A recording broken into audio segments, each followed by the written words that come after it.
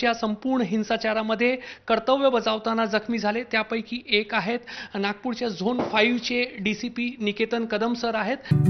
48 वर्षों की शैक्षणिक उत्कृष्टता के साथ 23 से भी ज्यादा प्रमुख बीटेक प्रोग्राम्स और 600 से अधिक अंतर्राष्ट्रीय छात्रों के साथ विज्ञान डीम्ड टू बी यूनिवर्सिटी देश की बेहतरीन यूनिवर्सिटी में से एक है। आणि दुसरे नागपूरच्या आर्थिक गुन्हे शाखेचे डीसीपी शशिकांत सातव सर आहेत। दोघेही आपल्यासोबत बोलण्यासाठी रुग्णालयामध्ये आहेत। सध्या त्यांच्यावर रुग्णालयामध्ये उपचार सुरू आहेत। सर, काल आम्ही बघितलं होतं अगदी रक्तबंबाळ स्थितीमध्ये तुम्ही त्या ठिकाणातून जिथे दंगल उसळली होती तिथून बाहेर येताना मी तुम्हाला पाहिलं होतं। काय नेमकं झालं? सर्वप्रथम तर मी हे सांगेन की आपल्या नागपूरचे CP सर यांच्या लीडरशिपमध्ये संपूर्ण नागपूर पोलिसांनी आणि बाहेरून मिळालेल्या SRPFच्या मदतीने खूप चांगल्या प्रकारे आपण परिस्थिती हँडल केली। त्यामध्ये आता त्या एरियामध्ये खूप कंजेस्टेड लेन्स आहेत, त्यामध्ये आत आम्ही जी क्राऊड होती ते अगदी वेगळ्या प्रकारे सगळीकडे स्टोन पेल्टिंग करत होते। त्यांच्याकडे शस्त्र होते, काठ्या होत्या, पेट्रोलच्या बॉटल्स होत्या। त्यामुळे आम्ही पुढे पुढे जाऊन त्यांना मागे करण्याचा प्रयत्न करत होतो। त्यातच आपली एक टीम एका घरात सर्चसाठी गेली, एक संशयित स्टोन पेल्टर तिथे होता म्हणून, आणि तितक्यात ते 100चा क्राऊड तिथे जमा झाला।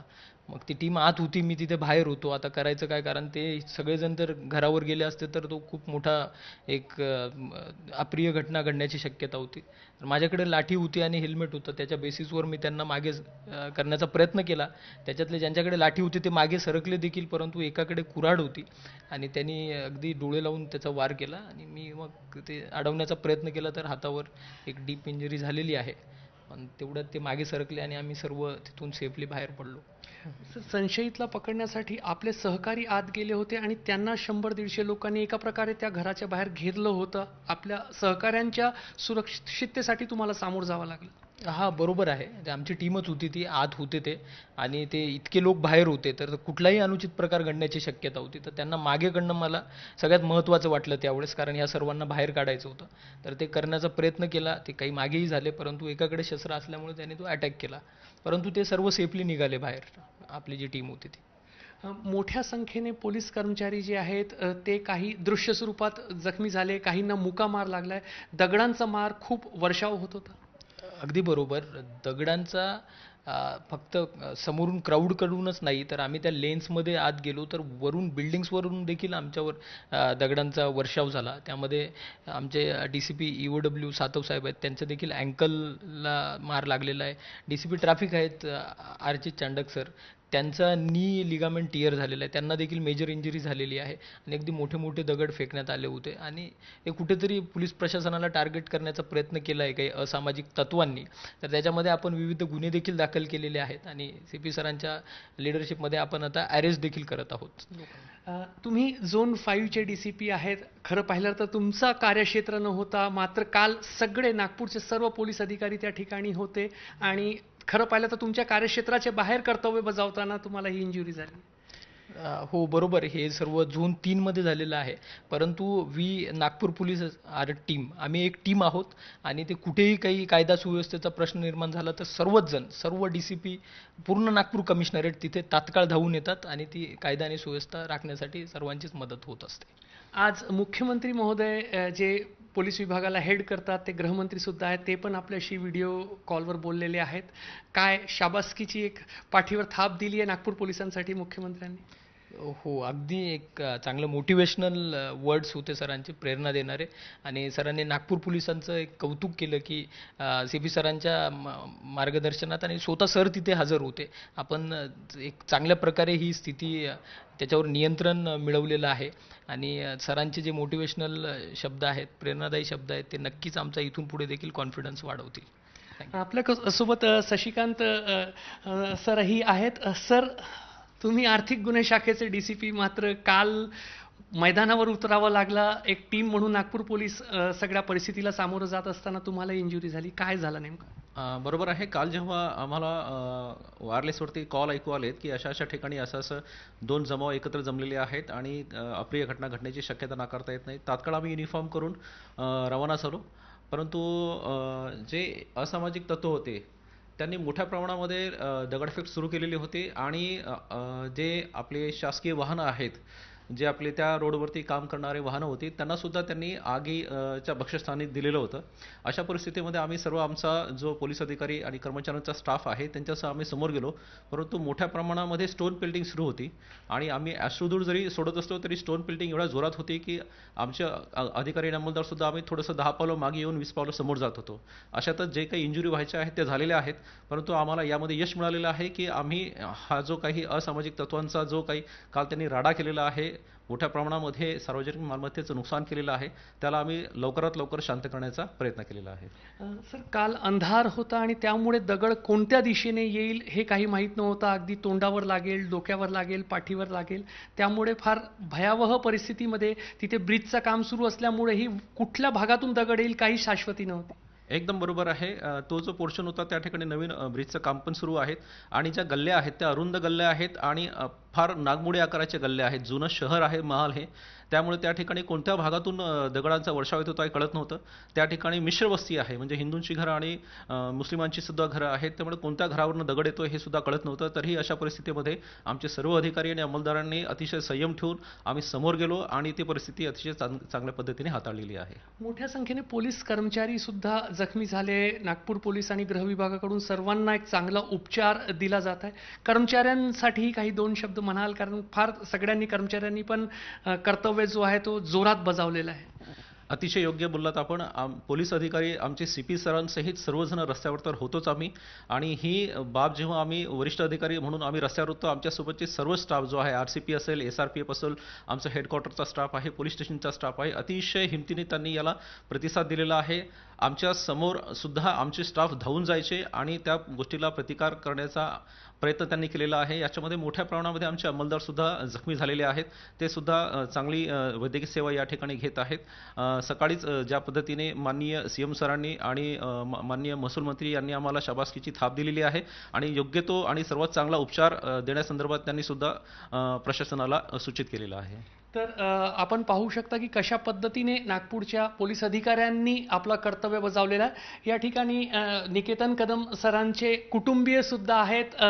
खरं पाहिलं तर ते बोलायला इच्छुक नाही, मात्र मी फक्त ही दृश्य यामुळे दाखवतोय की जेव्हा पोलीस अधिकारी रस्त्यावर उतरून कायदा सुव्यवस्था सांभाळत असतात तेव्हा त्यांच्या कुटुंबियांवर काय एक त्यांच्या मनातली काय भावना असते हे पण आपण समजून घेण्याची आवश्यकता आहे. आपल्या कुटुंबातला एखादा व्यक्ती जर अडचणीत सापडतो तर आपण काळजी करतो, मात्र समाजासाठी हे पोलीस अधिकारी आपल्या जीवाची बाजी लावत असतात आणि त्यांचे कुटुंबीय जे आहेत त्यासाठी त्यांना अनुमती देतात. त्यामुळे त्यांचाही कुठंतरी एक सामाजिक ऋण आपल्यावरती राहतो की पोलीस आणि पोलिसांचे कुटुंबीय जे आहेत ते संपूर्ण परिस्थिती सांभाळण्यासाठी एक मोलाची भूमिका बजावत असतात.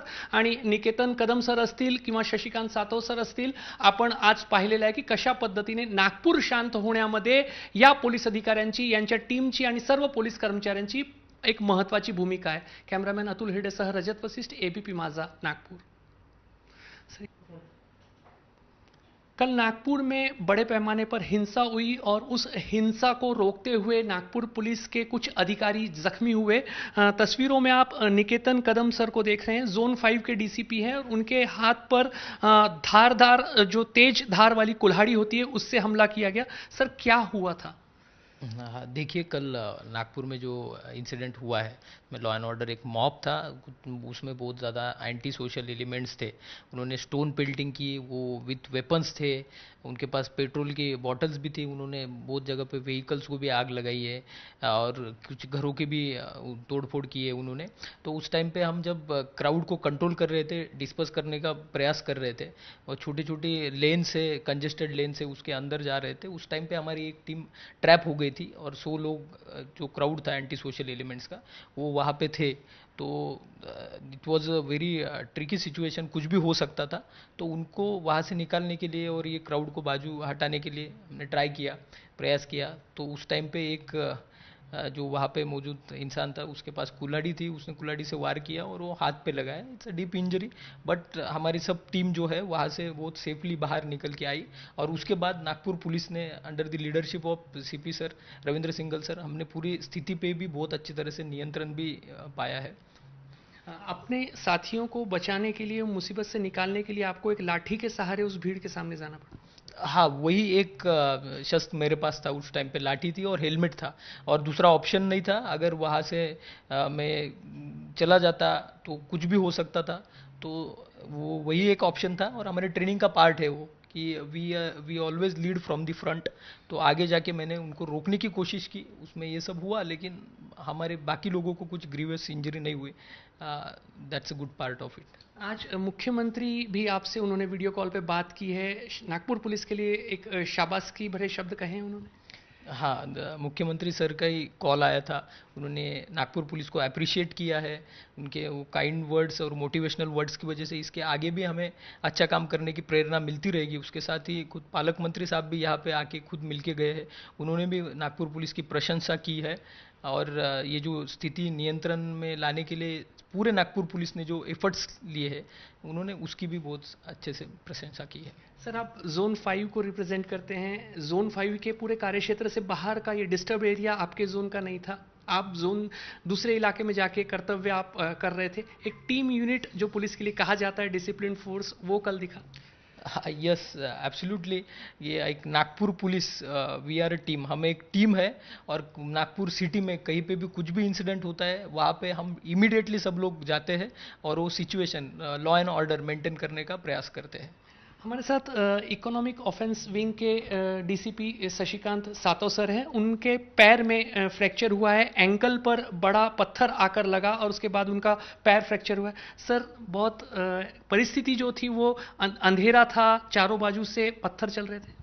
सही बात है। जो असामाजिक तत्व थे वो बड़ी संख्या में थे, वो पथराव कर रहे थे, और जो हमारे शासकीय व्हीकल्स है या फिर सार्वजनिक व्हीकल्स है उनको आग के हवाले भी कर रहे थे। उस सिचुएशन में हम पूरे अधिकारी और जो हमारा स्टाफ था, सीपी सर जो हमारे रविंद्र सिंगल सर है नागपुर के सीपी, उनके गाइडेंस में हम आगे बढ़ रहे थे। और इसी बीच जो पथराव हुआ था उससे जो इंजरी हुई है, लेकिन ये इंजरी को बाजू में रखते हुए हमारे बहुत सारे स्टाफ भी इंजर्ड हुए थे।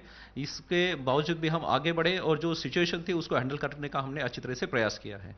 तो कहीं ना कहीं नागपुर पुलिस को भी काफ़ी नुकसान उठाना पड़ा। कल जो पथराव हुआ, आगजनी हुई, हिंसाचार हुआ, लेकिन कुछ ही घंटों में नागपुर पुलिस ने पूरी सिचुएशन पे कंट्रोल पा लिया था। और कल देर रात के बाद से अब तक कोई अप्रिय घटना नागपुर में नहीं हुई है। और उसका एक प्रमुख कारण है कि नागपुर पुलिस के ये जो शूर अधिकारी हैं, कर्मचारी हैं, जिन्होंने अपना कर्तव्य जो है वो रास्ते पर उतरकर पूरी तरह से निभाया है। कैमरामैन अतुल हिरडे के साथ रजत वशिष्ठ, एबीपी न्यूज़, नागपुर।